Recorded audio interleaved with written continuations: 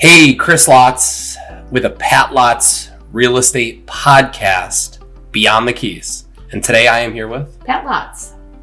Today we are doing a little bit of a Q&A. More of a new time, first time home buyer Q&A, some good basic questions to get you started in the home buying process. And even too, people that have bought multiple homes, they might not know the answer to these questions. So these are basic things to help break the ice, to get you a little more comfortable with the home buying process. Sure. I mean, remember in a lifetime, people might buy and sell, just a couple of times or, 7 times, but they forget those details. Yeah. Mm-hmm. And I mean, that's also why they hire real estate agents, because we live and breathe that stuff. So you don't necessarily need to know these things, but I think that the more that you're educated and comfortable with a lot of these answers, the more confident you are making home buying or home selling decisions, and it just makes your life a lot easier. So let's get it off. Question number 1, what is the first step of the home buying process? Preapproval, ta-da! We've got to talk to a lender and get pre-qualified. You want to be able to know what you can purchase, so what your financial portfolio is. Yeah, to the point, you need to know your thresholds, and people have a great financially savvy individuals that have a touch on their income and expenses and debts. They probably have a good understanding of what they're comfortable with, but knowing what that threshold is, and you're probably more qualified than you think you are, or you're more qualified than you think you are. But at the end of the day, you don't want to spend that $500,000 if you don't need to. So you might know your budget, but we need to know, and that's one of the parts of the process where it could be an undetermined amount of time for a pre-approval. It could be 15 minutes, it could be 3 hours, or it could be 4 days to get those documents in there. And that's really all we need to be able to submit an offer. Mm-hmm. So anything to add on that? Just that, you need to have that document to submit an offer. Maybe even breakdowns. Like, it's good to see those breakdowns so you understand cash to close, down payments, all of the lender fees, all of the title fees, so on and so forth. So yeah, and what your monthly payment is going to be. A lot of people do live by what their monthly payment is. So that's real important. Last thing that I did kind of want to point out is finally a pre-approval for a mortgage demonstrates how serious you are. Mm-hmm. And we can submit offers all day long, but if you don't have that pre-approval or in a cash deal, a proof of funds, they're not going to take you that serious. So you want to be taken seriously. You want your offer to be taken seriously, and that's step number 1. So anything else? Nope, got it. Question number 2, how long does it take to buy a home? And I think we're going to answer this in 2 ways, but start. How long does it take to buy a home?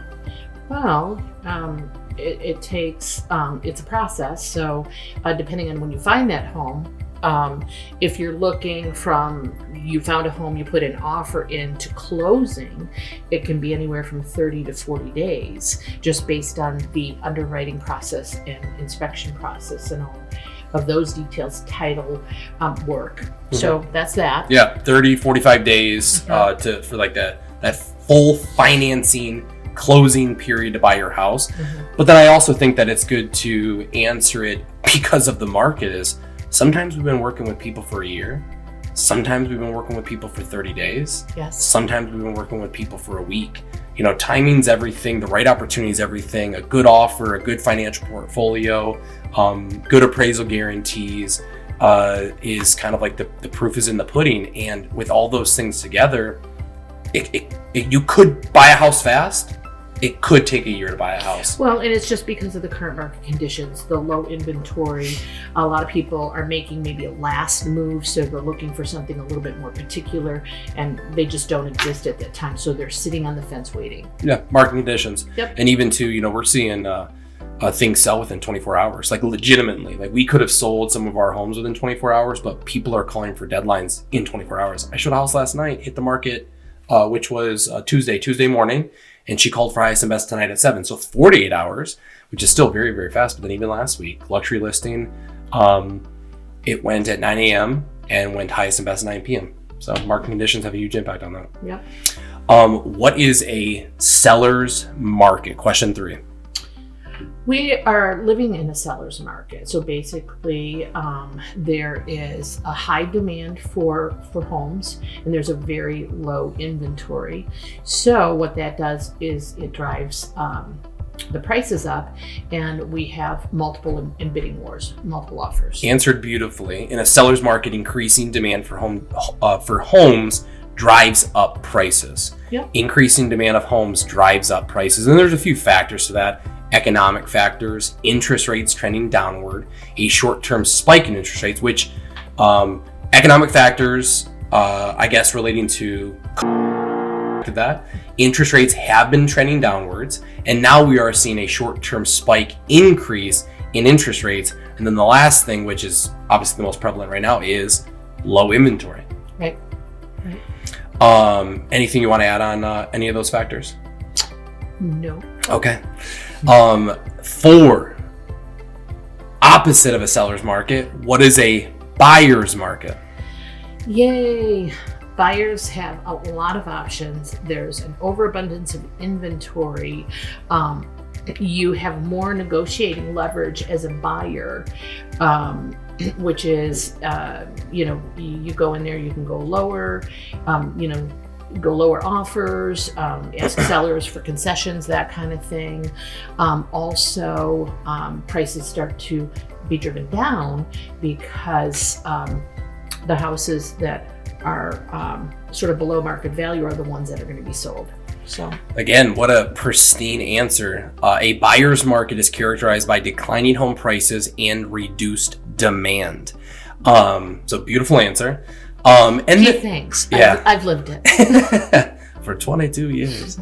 I think as hearing your definition of sellers and buyers market, you could see buyers markets and sellers markets in different parts of the country. Obviously right now we're not seeing that. We're seeing a sellers market across the board. Mm-hmm. But the 4 factors or 4 of the few factors that can contribute to a buyer's market is interest rates trending higher. Mm-hmm. So we may or may not see maybe a flip. The caveat to why we might not see the flip is still demand, and they say that it'll take until 2028 for builders to get back up to the standard of how many homes we are in a shortage of. So that might not necessarily directly impact sellers versus buyers market today.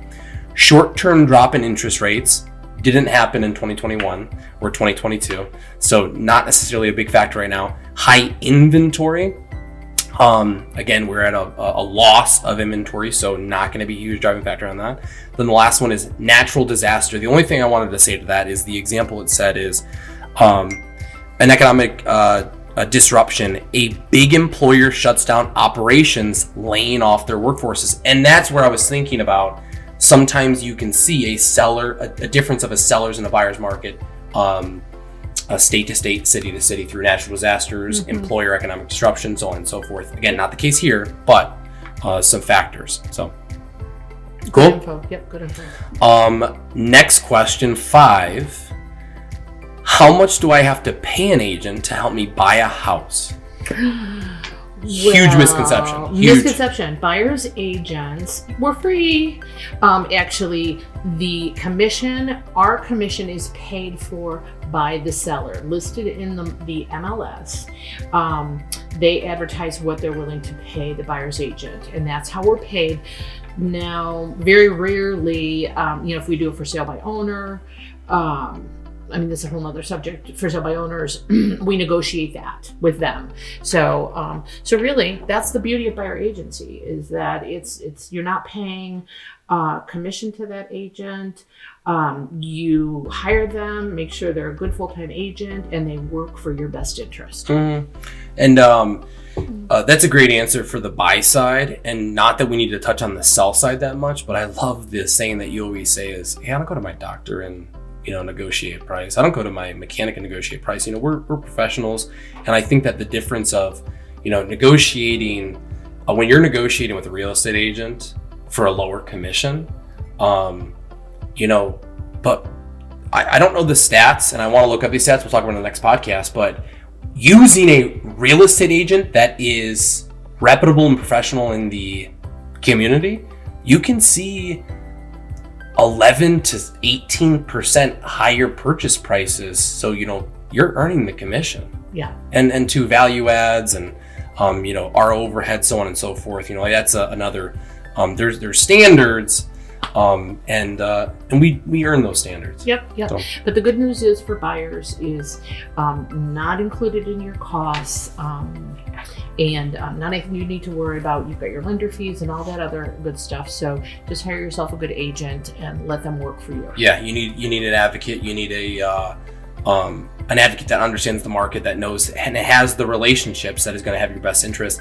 I don't know if we want to talk about this a little bit further, but sometimes we get a lot of agent hoppers. That's what I'm calling it. But they call you specifically because it's your listing.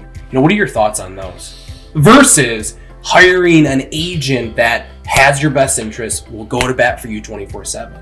I think it's a relationship thing, and that's what I think that those agent hoppers are kind of not taking advantage of, honestly. Well, I don't think that they realize a lot of buyers feel that if they go directly to the seller's agent, the listing agent, that they have an upper hand or an inside scoop, that kind of thing, like they'll get the deal. Mm-hmm. It doesn't always play out. First off, I would rather have agency representation coming to me instead of an individual buyer, because again, I work for the seller.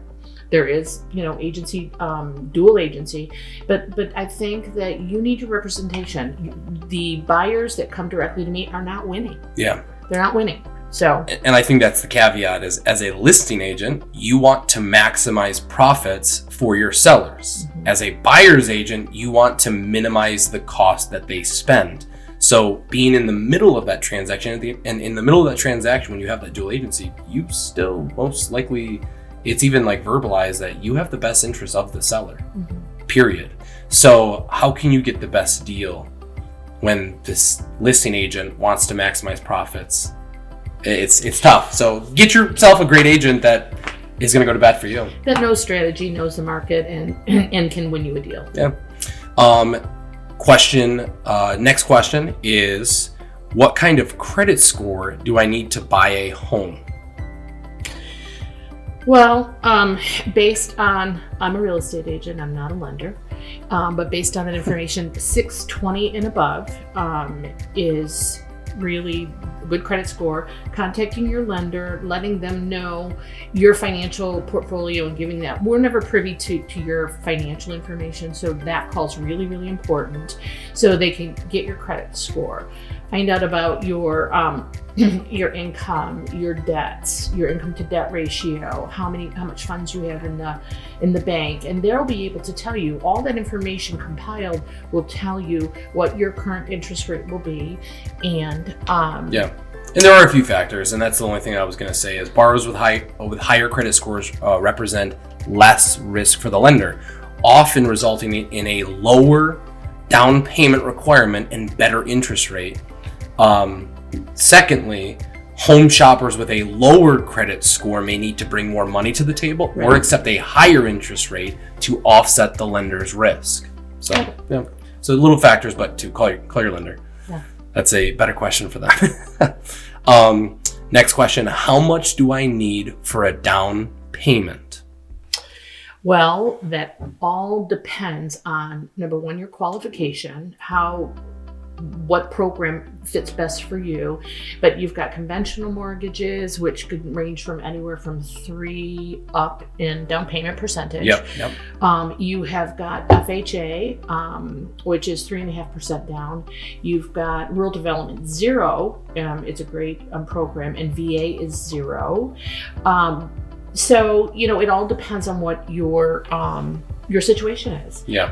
Obviously, in this market, in a competitive situation, sellers are looking for a large down payment. If we're competing or comparing offers, more is more advantageous, but there's other terms and conditions that they will look at too. For certain products too, like luxury higher end homes, a down payment or what you're putting down it has a huge impact on that. Absolutely. You know, like if you're buying $1 million house and you're putting 5% down, it looks a little weird versus 20% down. I'm not saying you're not going to get the deal, but it's just a little bit different.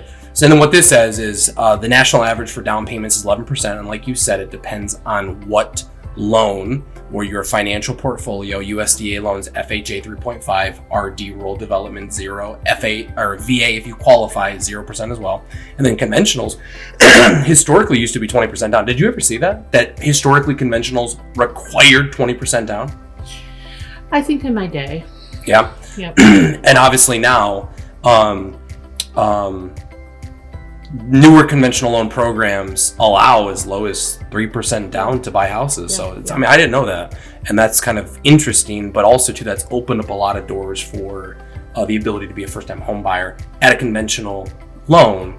Did you talk about competition through those loans, unfortunately, like the way that we view some of these offers sometimes, whether it's conventional or USDA, you know, there are different avenues and requirements you have to go through for a USDA loan, certain approvals and requirements versus a conventional loan. And, you know, unfortunately, it just sometimes sellers look at it as more things that we have to do, where conventional could be clean and sweep.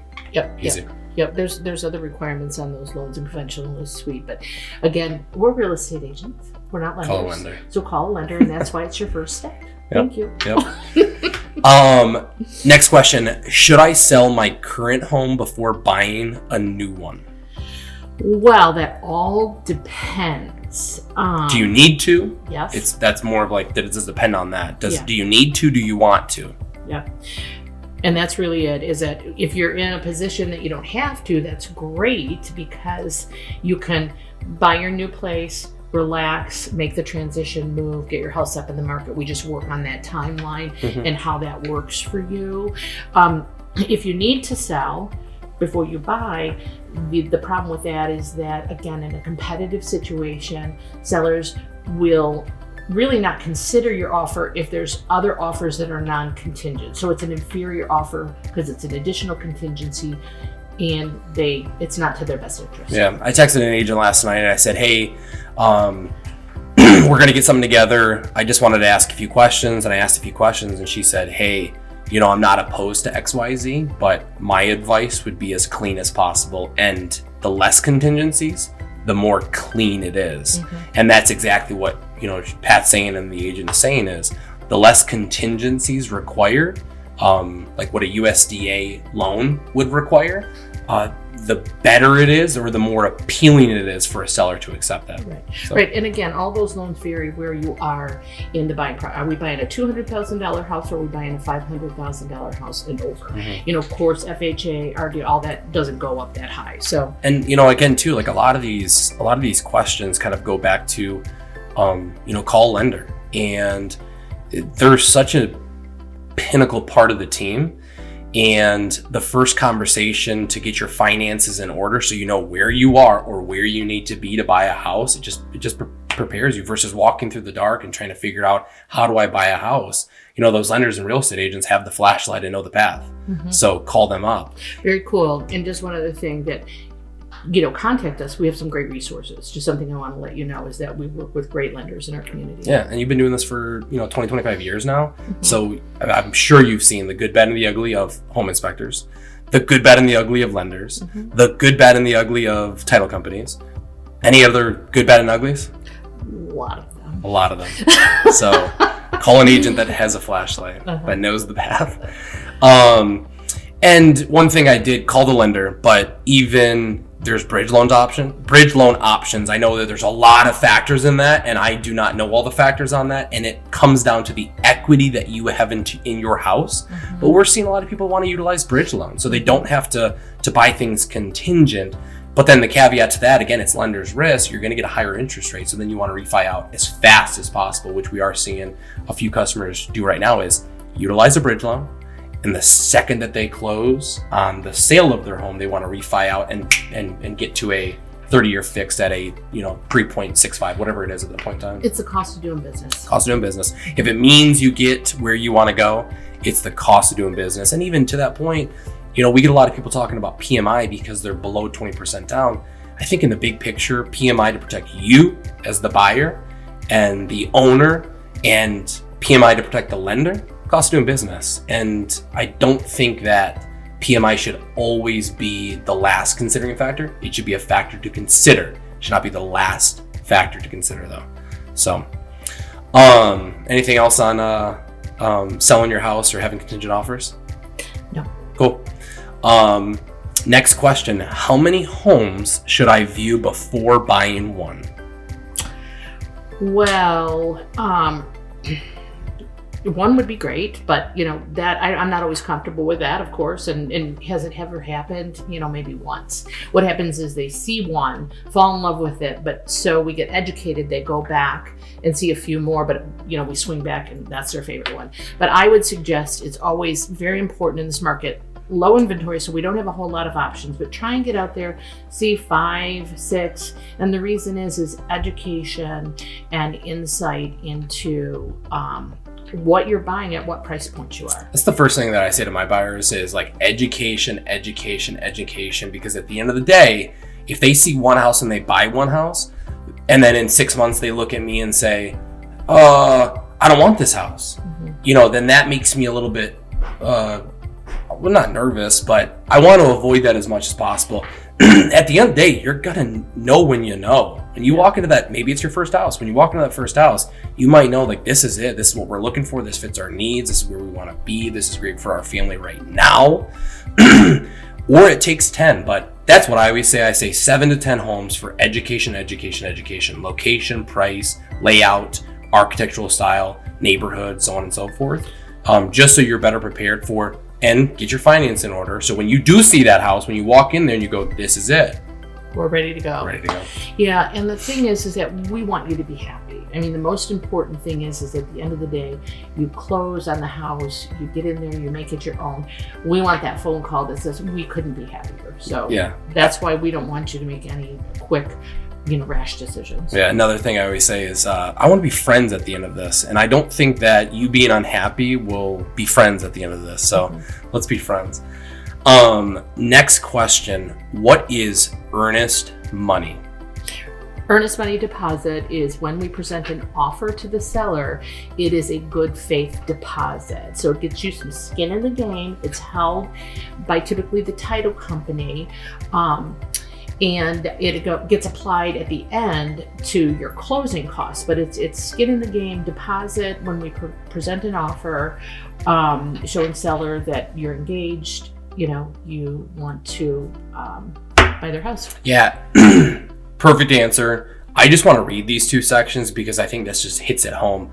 The check or sometimes cash, in most situations, it's an electronic EMD nowadays, so like the Venmo and PayPal of real estate. The check and sometimes cash is deposited in a trust or escrow account, normally held by broker or title company for safekeeping. If a deal is struck, the earnest money is applied to the down payment and closing costs, which you said. Correct. If the deal falls through, the money is returned to the buyer, and that's not in a default situation. If it's by contract and we're good, if the deal falls through, the money is returned to the buyer. Important though, if the terms of the deal are agreed upon by both parties, then the buyer backs out. The earnest money may not be returned to the buyer. Ask your agent about the ways to protect your earnest money deposit and the ways to protect it, such as offer contingencies. But that's a conversation for another day. Yeah. Buyer, and seller to specifically. If you stay in contract, and I always say it talking about offers is, there are chances of default. Don't worry. We're there to protect you. We're there to let you know when we can and cannot back out of deals. So just be mindful of that. Is make sure you stay in contract, or you lose the earnest money deposit. At the end of the day, if you lose your EMD and you just don't want to be in the house for $2,000. Well, and to remember, default is an upright, I don't want this house. You've got your contingencies to protect you, and just at the 11th hour, you go, oops, I changed my mind, I don't want the house. You lose your earnest deposit, but there could be some legal ramifications. So just again, have your buyer's agent protect you so that doesn't happen. Yeah, on both sides too. The seller can be in default, and that's just something to be mindful of while being in a real estate transaction. But again, if you hire the right professional, there's nothing to worry about. we'll make sure that you don't do that. And honestly, I say though too, if you guys get in default, I think it'd be kind of impressive. I think you have to really do something to be in default. So, and it's I just wake up the day of closing. Oops, changed my mind. Yeah, can't happen. Do your due diligence and have your time to do your due diligence, so you know you're confident moving forward with deals. Next question: how long can the seller take to respond to my offer? And I think there's a few ways to answer that in this market, in normal markets, and what's the average? Okay. In a normal market, you put an offer, expectations are 24 to 48 hours. In a multiple offer situation, the seller sort of drives the bus. They're going to allow offers to come in, they're going to put a deadline, and they're going to respond. And it can take anywhere from 2 to 6 days. As frustrating as it is, that's what's happening in our market. Yeah, and like we said earlier, I saw somebody do it in 24 hours, 48 hours, and then there are times where it just gets drug out. For better or worse, they're trying to do what's best for their seller, I guess. A home gets listed on Thursday and it doesn't go highest and best until Wednesday, and that's a long time in this market for somebody to submit an offer on a Thursday or Friday and wait that long. So it's just kind of nature of the beast. But like you said, sellers are driving the bus, and unfortunately, we have to play by their rules. Yeah. So if we want the house, we have to play by their rules. That's a great transition to what if my offer is rejected? Well, again, if you're in a multiple offer situation, rejected, they went with another offer. If it's just your offer, it's rejected, it could come back to you. Your buyer's agent could have a conversation with the seller's agent and say, hey, what do we need to do? And they can resubmit and revise the offer. Yeah, which just happened. We submitted, they countered, we countered. Mm-hmm. So there was a submission, a counter to a counter. We still haven't heard back on that one yet, but that's also a non-competitive situation. Mm-hmm. So competitive situations, like you said, it's there's no rejection. It's just it was not accepted. Yes, rule of thumb in this market, if the house has been on the market for an extended period of time, there's typically a reason for that. And right now we're finding it's typically the price or the condition. Yeah. So that's where we're at. Yeah. Not rocket science. Not really. What do we need to do to mitigate buyers' concerns, or is our price too high for the buyers' concerns to be addressed financially themselves? So, but like you said, would you say price and condition? Condition, yeah. Yep. Should I order a home inspection? Yes. Always have a home inspection. A lot of people are waiving home inspections these days, and we talk to a lot of seasoned, established agents in the community, and they're like, no, I'm not accepting an offer with a no home inspection waiver. And it makes me a little nervous too. What could be the good, bad, and the ugly of that house, and financially, what does it look like? And at the end of the day, mold isn't always a big ticket, radon isn't always a big ticket, dirty water isn't always a big ticket, but it's peace of mind. Financials aside and competitiveness aside, it's the peace of mind into a massive investment that you're moving your family into, and I think that's valuable or invaluable. Even as a seller's agent, I don't like to sit on pins and needles. I like to know the condition of that home. Again, that's why I do pre-inspection. So I do know the home. So if somebody comes to me and they don't want to do an inspection, I know that I have in my back pocket the inspection. I know the condition of the home. A lot of times I'll turn it over, but I like them to have their own inspection. So it's not the upper hand with me. It's not the upper hand, and it's not a slam dunk if you don't get an inspection. Yeah, and even our pre-inspections, they're being proactive. And it's not that other home inspectors are not being truthful, but there are certain home inspectors, but there's a lot of real estate agents, home inspectors, appraisers, lenders that are alarmist, and it's having our facts and having our professionals before they have their facts and their professionals. So it's being proactive so that I'm prepared for whatever issues. Yeah. And then the only caveat to that is, FHA, certain loan programs require certain inspections and require certain things like water testing. Some municipalities require sewer inspections and well inspections. FHA and V loans do require home inspections specifically to see railings and step heights. code violations that need to be fixed before a FHA or a VA buyer can move into those homes or lend on those homes. Yep. Last question. Fitting. Do I need to do a final walkthrough? Yes, I think it's a really good idea. A lot of times sellers are occupying the home after closing, which is, you think, why do I even bother? Because they're staying in the house. Well, first off, you're paying a lot of money for a house. You want to make sure it's still standing before you sign on the dotted line. And I just like to know that you go in there, you're excited about the house, you get those, warm fuzzies again, that, the house didn't flood, there's no, serious issues after your inspection. So I just think there's a lot of things that are important in a final walkthrough. So, and then again, when you get the keys, the key exchange, that's another walkthrough, with the sellers, if we can coordinate it, because it's nice to chat with them about the little idiosyncrasies of that house. Just due diligence, making sure that, even before the final walkthrough before closing, you still know that it's in the same condition that you're buying it, and then even a final walkthrough just to make sure that there is no damage. And mistakes happen. Very rarely in 20 years have we seen malicious intent, and I'm sure malicious intent does happen, but that's also why you hold security deposits and things like that. But just making sure that peace of mind, and knowing what you're walking into, there's no surprises. Well, and sellers are really good. If something is to take place, they typically will call and say, hey, this happened, how do we fix it? And I think that's why, also too, we seeing local agents that we trust and know that we've done business before. We know that how they're going to be conducting business, and for us, it's just as much peace of mind for the buyer and the seller that it is for the agents. We got to sleep at night, so yeah, I got to know that you're buying something good. So, episode 2, Chris Lotz, Pat Lotz. With the Pat Lotz Real Estate Group, and thanks for tuning in with episode 2, Beyond the Keys, a Pat Lotz Real Estate Group podcast. Have a great day. Thanks. Don't forget to subscribe and like. We really appreciate it. We're trying to grow the channel, kind of create that environment or that community for real estate, residential needs. There's a lot of luxury content out there, but we're realtors for the people. So thank you for subscribing and liking and hitting that bell. Thanks for watching. Make sure to use those like, comment, and share buttons below. And don't forget to follow us on Facebook and Instagram, and subscribe to our YouTube channel at Pat Lotz Real Estate for more helpful home buying and selling tips.